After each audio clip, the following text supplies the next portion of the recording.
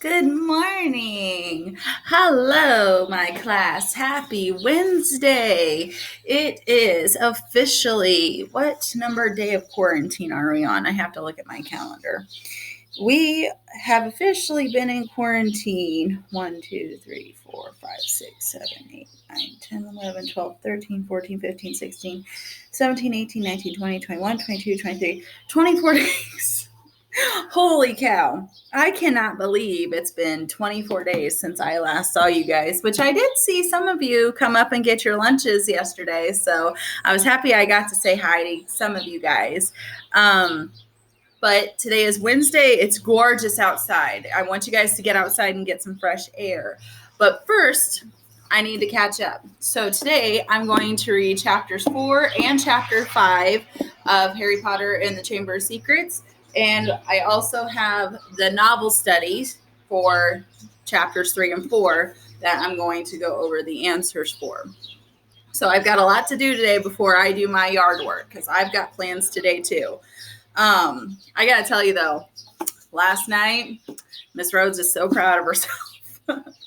Miss Rhodes grilled. I grilled outside for the first time by myself at my new house, and I grilled steaks and baked potatoes, and it was amazing. Oh my God, they were so good. We did not have any leftovers, and they were excellent steaks. Like, I timed them just right. I was so proud of myself. Oh man. But anyway, I hope you guys are doing well, and I want you guys to get outside and enjoy this gorgeous weather. But when you're done playing outside, you can always come back to YouTube and listen to me read. Okay? So I'm going to start with chapter 4. Chapter 4, at Flourish and Blotts. Life at the Burrow was as different as possible from life on Privet Drive. The Dursleys liked everything neat and ordered. The Weasleys' house burst with the strange and unexpected.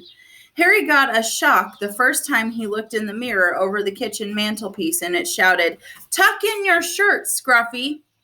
The ghoul in the attic howled and dropped pipes whenever he felt things were getting too quiet, and small explosions from Fred and George's bedroom were considered perfectly normal.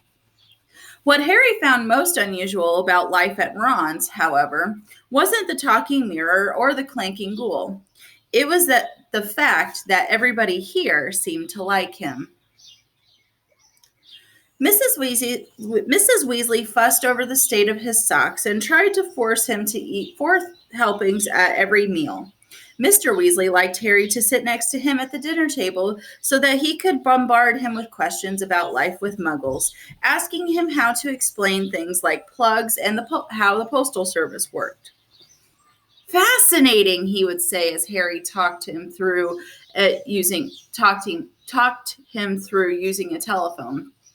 "Ingenious, really. How many ways Muggles have found of getting along without magic?" Harry heard from Hogwarts one sunny morning about a week after he had arrived at the Burrow.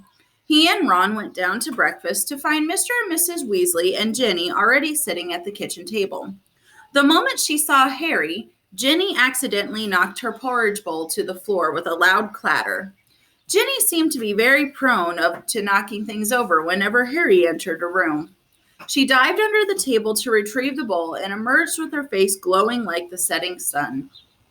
Pretending he hadn't noticed this, Harry sat down and took the toast Mrs. Weasley offered him. "Letters from school," said Mr. Weasley, passing Harry and Ron identical envelopes of yellow parchment, addressed in green ink.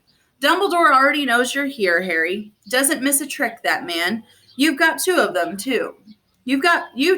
'em too," he added, as Fred and George ambled in, still in their pajamas. For a few minutes, there was silence as they all read their letters. Harry's told him to catch the Hogwarts Express as usual from King's Cross Station on September 1st. There was also a list of the new books he'd need for the coming year. Second-year students will require the Standard Book of Spells, Grade 2 by Miranda Goshawk, Break with the Banshee by Gilderoy Lockhart, Gadding with Ghouls by Gilderoy Lockhart, Holidays with Hags by Gilderoy Lockhart, Travels with Trolls by Gilderoy Lockhart, Voyages with Vampires by Gilderoy Lockhart, Wanderings with Werewolves by Gilderoy Lockhart, and Year with the Yeti by Gilderoy Lockhart. Fred, who had finished his own list, peered over Harry's. "You've been told to get all of Lockhart's books too," he said. "The new Defense Against the Dark Arts teacher must be a fan. Bet it's a witch." At this point, Fred caught his mother's eye and quickly busied himself with the marmalade.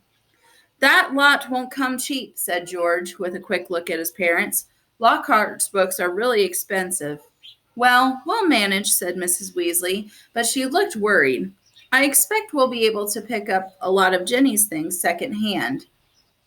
"Oh, are you starting at Hogwarts this year?" Harry asked Jenny. She nodded, blushing to the roots of her flaming hair, and put her elbow in the butter dish. Fortunately, no one saw this except Harry, because just then Ron's elder brother Percy walked in. He was already dressed, his Hogwarts prefect badge pinned to his sweater vest. "Morning, all," said Percy briskly. "Lovely day." He sat down in the only remaining chair, but leapt up again almost immediately, pulling from underneath him a molting gray feather duster. At least, that was what Harry thought it was, until he saw it was breathing. "Errol," said Ron, taking the limp owl from Percy and extracting the letter from under its wing. "Finally, he's got Hermione's answer. I wrote to her saying we were going to try and rescue you from the Dursleys." He carried Errol to a perch just inside the back door and tried to stand him on it, but Errol flopped straight off again, so Ron laid him on the draining board instead, muttering, "Pathetic." Then he ripped open Hermione's letter and read it aloud. "Dear Ron, and Harry, if you're there, I hope everything went all right and that Harry is okay and that you didn't do anything illegal to get him out, Ron, because that would get Harry into trouble too. I've been really worried, and if Harry is all right, will you please let me know at once? But perhaps it would be better if you used a different owl, because I think another delivery might finish your one off. I'm very busy with schoolwork, of course." "How can she be?" said Ron in horror. "We're on vacation.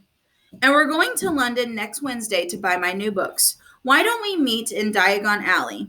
Let me know what's happening as soon as you can. Love from Hermione." "Well, that fits in nicely. We can go and get all your things then, too," said Mrs. Weasley, starting to clear the table. "What are you all up to today?" Harry, Ron, Fred, and George were planning to go up the hill to a small paddock the Weasleys owned. It was surrounded by trees that blocked it from view of the village below, meaning that they could practice Quidditch there as long as they didn't fly too high. They couldn't use real Quidditch balls, which would have been hard to explain if they had escaped and flown away over the village. Instead, they threw apples for one another to catch. They each took turns riding Harry's Nimbus 2000, which was easily the best broom. Ron's old shooting star was often outstripped by passing butterflies. 5 minutes later, they were marching up the hill, broomsticks over their shoulders. They had asked Percy if he wanted to join, but he said he was busy. Harry had only seen Percy at mealtime so far. He stayed shut in his room the rest of the time. "I wish I knew what he was up to," said Fred, frowning. He's not himself. His exams results came the day before you did. 12 owls, and he hardly gloated at all." "Ordinary wizarding levels," George explained, seeing Harry's puzzled look. "Bill got 12 too. If we're not careful, we'll have another head boy in the family. I don't think I could stand the shame." Bill was the oldest Weasley brother. He and the next brother, Charlie, had already left Hogwarts. Harry had never met either of them, but he knew that Charlie was in Romania studying dragons, and Bill was in Egypt working for the wizard bank Gringotts. "Don't know how Mom and Dad are going to afford all our school stuff this year," said George after a while. 5 sets of Lockhart's books, and Jenny needs robes and a wand and everything." Harry said nothing. He felt a bit awkward. Stored under in an underground vault at Gringotts in London was a small fortune that his parents had left him.